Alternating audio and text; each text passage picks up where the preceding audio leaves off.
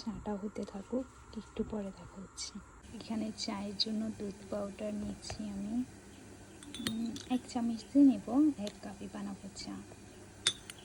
তারপর চিনি দেব। এখানে চিনিটা দিয়ে দিচ্ছি আমার শ্বশুরের জন্য চাটা। চিনিটা দিয়ে দিলাম 3 কাপ। এই তো চায়ের মধ্যে পাতি দিয়ে দিয়েছি, চাটা হচ্ছে এখানে।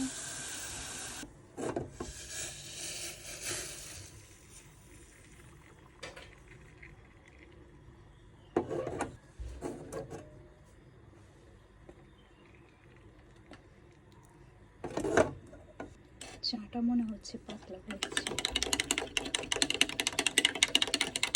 না, এটা তো শরবতের মতো।